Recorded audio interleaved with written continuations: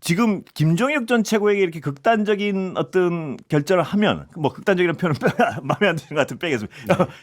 중징계를 하면 중징계를 하면 감사합니다. 중징계를 하면 네. 한동훈 전 대표의 운명은 정해진 거 아닙니까? 지금 이 어떤 추정의 과정에서 보면 그러니까 이제 네. 제 개인의 견해나 제 개인의 나름의 취재가 있지 않겠습니까? 29일 제명은 돌이킬 수 없는 선택이라고 보여지고요. 최고위 내부에서도 징계 수위를 조금 낮추자. 뭐 당원권 정지 2, 3년 정도로 하자. 이른바 절충안을 제시했던 분들이 있었어요. 그런데 한동훈 씨가 끝끝내 장동혁 대표 단식장의 모습을 드러내지 않았고 오히려 주말에 그 지지자들 장애 집회를 본인은 안 나가고 댓글로 막 독려하면서 당내 분란을 키우는 모습을 보여서 그 중재안을 냈던 분들도 그 주말 집회 이후에 여론이 더 안 좋아졌어요. 그래서 이젠 제명을 피할 수 없다는 게 최고위 내에 중론이 됐다고 저는 취재를 했습니다. 핫한 뉴스 발빠르게 M스피드. 조금 전 들으신 대로 한동훈 전 대표의 29일 제명 처리는 기정사실화되고 있는데요. 한편 한동훈 대표 측은 2월 8일 잠실 시내체육관에서 토크 콘서트를 예고하면서 새 결집에 나서는 모양입니다. 앞으로 한동훈 대표의 행보가 어떻게 될지 대표적인 친한계죠. 윤희석 전 국민의힘 대변인 그리고 최근 탈당 권고 중징계를 받은 김종혁 전 국민의힘 최고위원의 말 들어보시죠. 애초에 이제 12월에 23일인가 그 했잖아요 고향에서. 그 자리가 김택스. 그때 4천석이었나? 4천석. 그런데 너무 많이 오셔가지고 밖에서 계신 분들 많고 해서 제가 한 10,000명 정도 오신 것 같다. 이렇게 나눠가지고 말씀을 드렸고 그때 이제 장소가 너무 좁다는 말씀을 많이 하셨어요. 그래서 이런 잠실 실내체육관 빌리려면 굉장히 오래전에 얘기를 해야 돼. 솔직히. 왜냐하면 저기서 프로 농구 한단 말이에요. 그래서 그런 것 때문에 일단은 뭐 생각을 하고 있었던 건데 지금 이 상황에서 전 도움이 된다고 봅니다. 그리고 아마 꽉 찰 거예요. 지난번 집회나 이런 거로 봤을 때. 그러면 그게 일부 팬덤 오는 거지라고 말할 계제가 아닐 거예요. 여기는 서울이고요. 서울의 잠실 실내체육관을 무슨 BTS도 아닌데 그런 상징성이 있단 말이에요. 상징성이 있다. 그걸 어떻게 받아들이냐는 정책 해석이 중요한 거예요. 그럼 이게 사실상 실력 행사잖아요. 나도 내 지지층과 함께 가겠다. 실력 행사? 뭐 그럴 수 있죠. 그 다음 스텝은 어떻게 되는 거예요? 이게 다 가정인데 어쨌든 당에서는 지금 현 지도부는 한동훈 대표가 갈 수 없다고 생각해서 물리적으로 쳐내는 작업을 계속 할 거고 가처분이 인용됐을 때와 안 됐을 때까지 생각해야 되느냐. 가처분 한다고 전제하면 좀 다를 수는 있겠지만 결론은 자기 정치 하겠다는 겁니다. 당이 예를 들어 당에서 기대할 수 있는 거는 당적 유지, 공천 두 개잖아요. 하나는 법적으로 어떻게 할 수 있어도 당적을 유지한 상태에서 예를 들어 재보궐이 어디 났는데 공천 신청을 해. 그럼 이제 경선해야 돼. 경선 자격도 안 줄 거예요 아마. 결국은 거기까지 갈 것 같아 제가 볼 때는. 그럼 그때 어떻게 할 거냐. 당적 유지돼도. 그럼 명분이 쓰죠. 징계도 이렇게 하고 커탈락 시켜?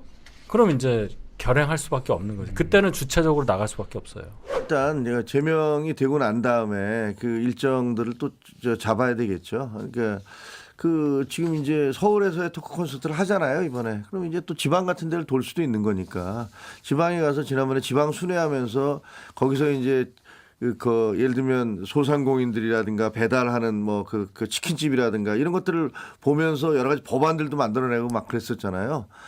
그런 비슷한 일들이 있을 수 있겠죠. 뭐 물론 그 정확한 거는 한동훈 대표가 제명이라는 결정이 내려지고 난 다음에 어떻게 할지는 본인이 뭐 결정을 하겠지만 지금 예상으로는 그래요. 예상으로는 저도 마찬가지고 아니 저도 뭐 예를 들면 그 당에서 저를 제명을 한다고 해서 그렇다고 해서 제가 무슨 그 할 소리를 안 하거나 무슨 고개 숙이고 뭐 입 딱 다물고 그분들이 얘기하는 일반적 억제와 그 개별적 억제를 모두 실현해 드릴 그 이유는 없잖아요. 그러니까 오히려 저는 더 크게 얘기할 건데 이런 상황은 저는 이렇게 보여요. 그러니까 호랑이를 말이죠. 우리에 가다 놓고 있어야 되는 거거든요. 근데 그 호랑이를 굉장히 성나게 해서 산으로 풀어 놓으면 그럼 무슨 일이 벌어질지는 알 수가 없는 거잖아요. 그래서 제가 보기에는 지금 현재 우리 당 지도부는 어떤 고성국이니 전환길이니 뭐 이런 사람들에 의해서 영향력을 많이 받고 있는 것 같아요.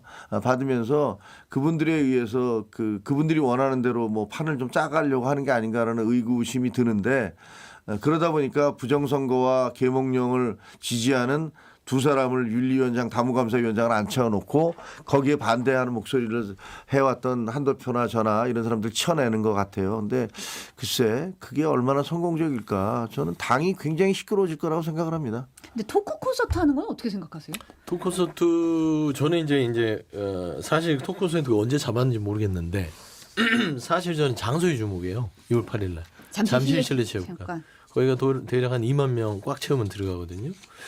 이게 이제 결국에는 세대결로 가는 것이냐. 그동안은 이제 메시지로 싸우면서 장동혁 대표가 싸웠는데 제가 봐서는 장동혁 대표가 싸워봤자 한동훈 전 대표는 이들 얻을 게 하나도 없어요. 이미지도 그렇고. 차라리 국민의힘 지금 구구 내란당으로 쪼그라져 버리고 추락해버린 국민의힘을 바로잡겠다는 정풍운동을 해야 될 때예요. 근데 그게 이제 뒤늦게 김종익 전 최고의 사실상 제명 조치에 조금 충격을 받은 것 같아요. 그러니까 규정을 했잖아요.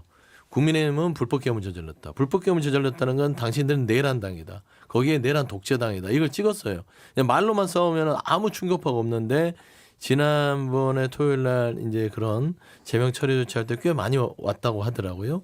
그다음 이어서 이제 하고 잠실 실내체육관에서 또 세대결을 하면 결국에는 본인 스스로 진보당을 세워야 될 거예요. 진짜 보수당을 세운다라는 기치 아래서 이제는 분연히 봉기를 할 수밖에 없는 상황인데 그게 이제 좀 늦은 감이 있다.